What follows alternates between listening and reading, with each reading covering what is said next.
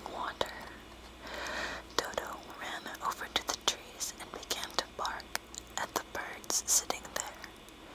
Dorothy went to get him and saw such delicious fruit hanging from the branches that she gathered some of it, finding it just what she wanted to help out with her breakfast.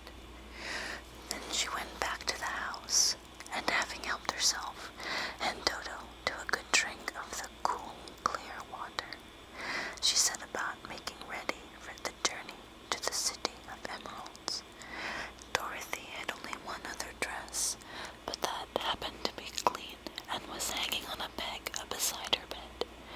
It was gingham, with checks of white and blue, and although the blue was somewhat faded with many washings, it was still a pretty frock.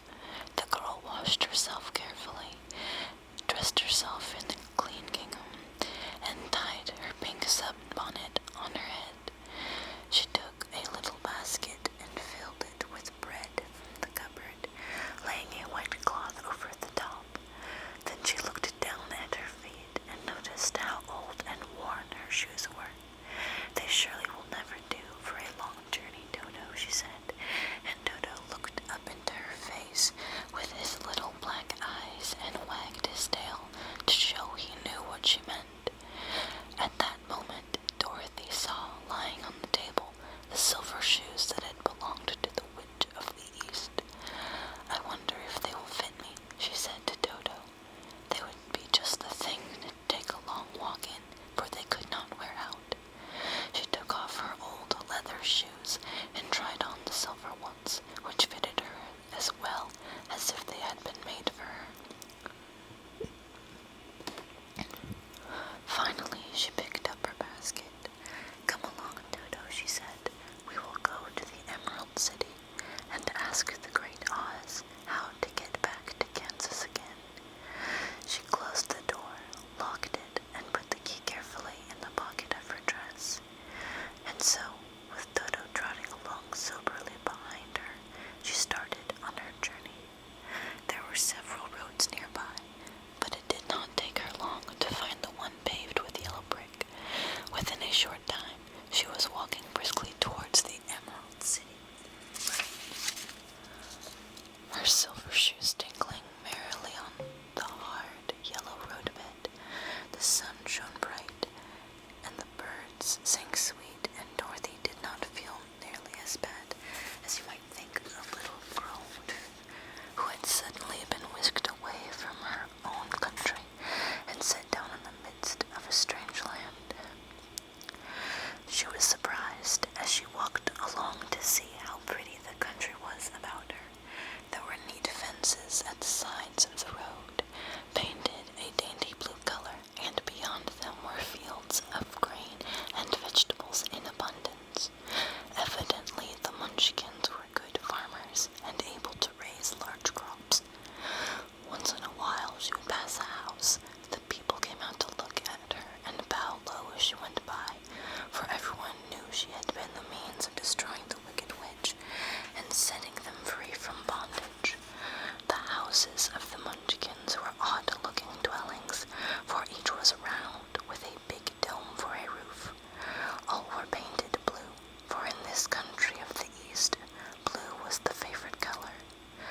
Towards evening, when Dorothy was tired with her long walk and began to wonder where she should pass the night, she came to a house rather larger than the rest. On the green lawn before it, many men and women were dancing.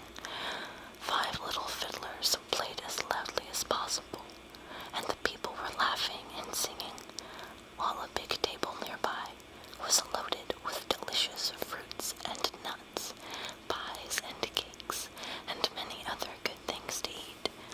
The people greeted Dorothy kindly and invited her to supper and to pass the night with them, for this was the home of one of the richest Munchkins in the land.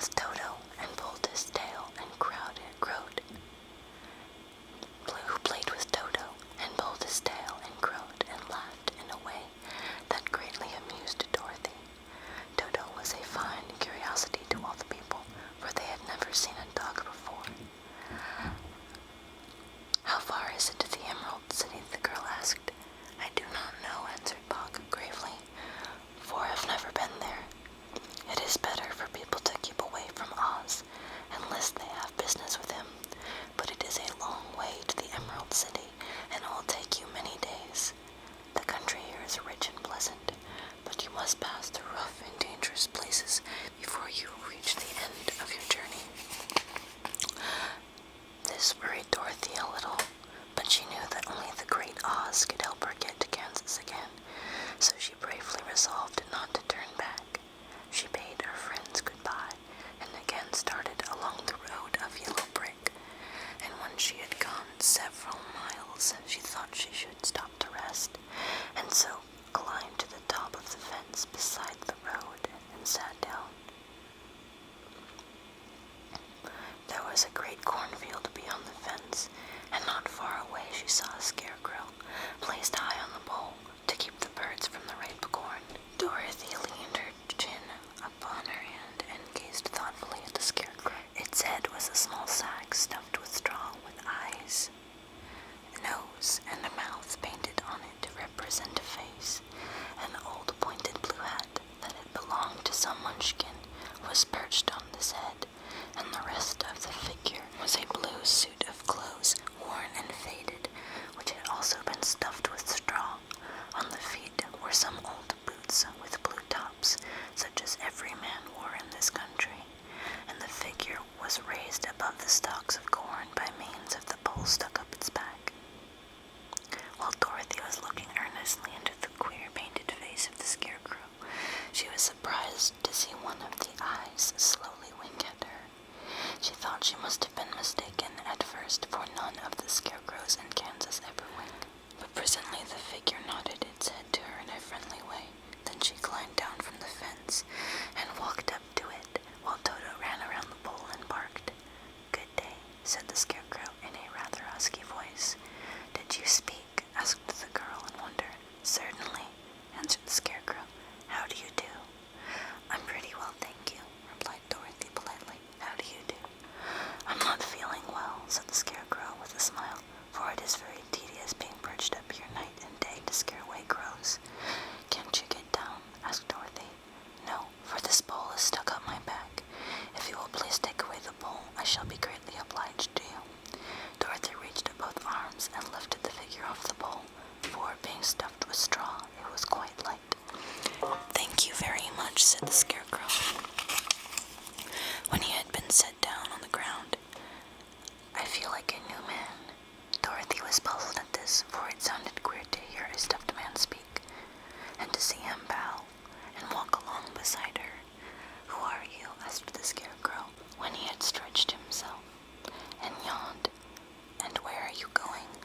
"My name is Dorothy," said the girl, "and I am going to the Emerald City to ask the Great Oz to send me back to Kansas." "Where is the Emerald City?" he inquired, "and who is Oz?" "Why, don't you know?" she returned in surprise. "No, indeed, I don't know anything. You see, I am stuffed, so I have no brains at all," he answered sadly. "Oh," said Dorothy, "I'm awfully sorry for you. Do you think," he asked, "if I go to the Emerald City with you, that the Great Oz would give me some brains?" "I cannot tell," she returned, "but you may come with me if you like. If Oz will not give you any brains, you will be no worse off than you are now." "That is true," said the scarecrow. "You see," he continued confidentially, "I don't mind my legs and arms and body being stuffed, because I cannot get hurt. If someone treads on my toes or sticks a pin into me, it doesn't matter, for I can't feel it. But I do not want people to call me a fool, and if my head stays stuffed with straw instead of with brains, as yours is, how am I ever to know anything?" "I understand how you feel," said the little girl, who was truly sorry for him. "If you will come with me, I'll ask Oz to do all he can for you." "Thank you," he answered gratefully. They walked back to the road. Dorothy helped him over the fence, and they started along the path of yellow brick for the Emerald City. Toto did not like this addition to the party at first. He smelled around the stuffed man as if he suspected there might be a nest of rats in the straw, and he often growled in an unfriendly way at the scarecrow. "Don't mind Toto," said Dorothy to her new friend. "He never bites." "Oh, I'm not afraid," replied the scarecrow. "He can't hurt the straw. Do let me carry that basket for you. I shall not mind it, for I can't get tired. I'll tell you a secret," he continued as he walked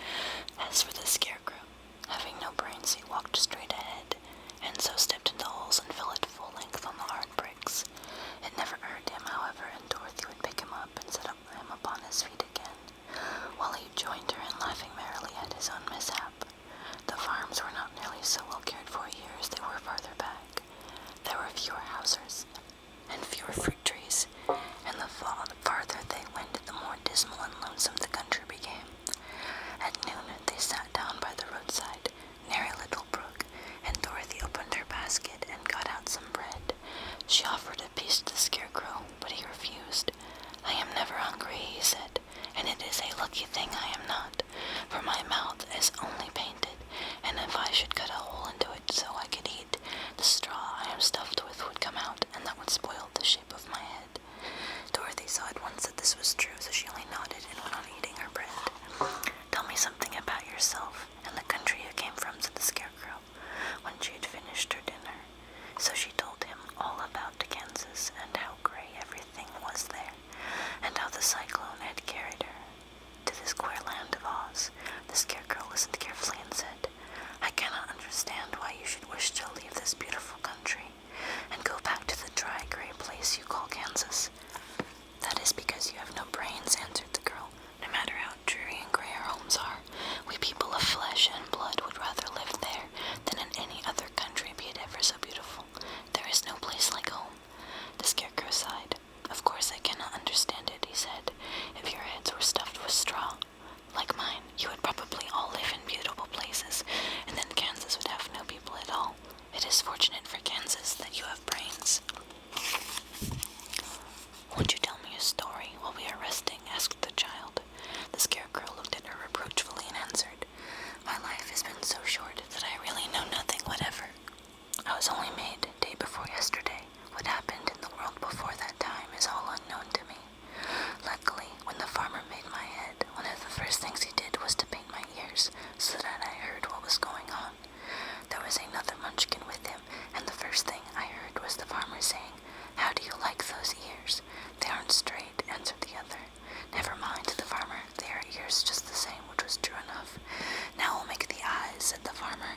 So he painted my right eye, and as soon as it was finished, I found myself looking at him and at everything around me with a great deal of curiosity, for this was my first glimpse of the world." "That's a rather pretty eye," remarked the munchkin who was watching the farmer. "Blue paint is just the color for eyes." "I think I'll make the other a little bigger," said the farmer, and when the second eye was done, I could see much better than before. Then he made my nose and my mouth, but I did not speak, because at the time I didn't know what a mouth was for. I had the fun of watching them make my body and my arms and legs, and when they fastened on my head at last, I felt very proud, for I thought I was just as good a man as anyone. "This fellow will scare the crows fast enough. He looks just like a man." "Why, he is a man," said the other, and I quite agreed with him. The farmer carried me under his arm to the cornfield and set me up on a tall stick where you found me. He and his friend soon walked away and left me alone. I did not like to be deserted this way, so I tried to walk after them, but my feet would not touch the ground, and I was forced to stay on the pole. It was a lonely life to lead, for I had nothing to think of, having been made such a little while before. Many crows and other birds flew into the cornfield, but as soon as they saw me they flew away again, thinking I was a munchkin, and this pleased me and made me feel that I was quite an important person. By and by, an old crow flew near me, and after looking at me carefully, he perched upon my shoulder and said, "I wonder if that farmer thought to fool me in this clumsy manner. Any crow of sense could see that you were only stuffed with straw." Then he hopped down at my feet and ate all the corn he wanted. The other birds, seeing he was not harmed by me, came to eat the corn too, so in a short time there was a great flock of them about me. I felt sad at this, for it showed I was not such a good Scarecrow after all, but the old crow comforted me, saying, "If you only had brains in your head, you would be as good as a man as any of them, and a better man than some of them. Brains are the only things worth having in this world, no matter whether one is a crow or a man." After the crows had gone, I thought this over, and decided I would try hard to get some brains. By good luck, you came along and pulled me off the stake. From what you say, I am sure the great Oz will give me brains as soon as we get to the Emerald City. "I hope so," said Dorothy earnestly, "since you seem anxious to have them." "Oh yes, I am anxious," returned the Scarecrow. "It is such an uncomfortable feeling to know one is a fool." "Well," said the girl, "let us go," and she handed the basket to the Scarecrow. There were no fences at all by the roadside now, and the land was rough and untilled. Towards evening they came to a great forest where the trees grew so big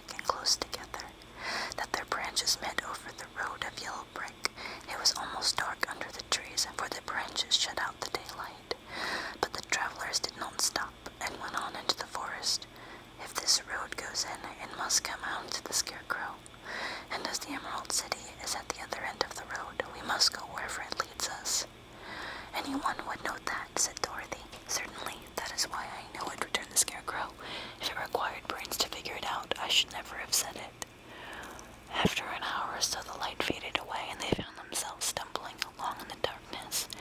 Dorothy could not see at all, but Dodo could, for some dogs see very well in the dark, and the Scarecrow declared he could see as well as by day. So she took hold of his arm and managed to get along fairly well. If you see any house or any place where we can pass the night, she said, you must tell me, for it is very uncomfortable walking in the dark. Soon after, the Scarecrow stopped. I see a little cottage at the right of us, he said, built of logs and branches. Shall we go there? Yes, indeed, answered the child. I am all tired out. So the Scarecrow led her through the trees until they reached the cottage, and Dorothy entered and found a bed of dried leaves in one corner. She lay down at once, and with Toto beside her, soon fell into a sound sleep. The Scarecrow, who was never tired, stood up in another corner and waited patiently until morning came.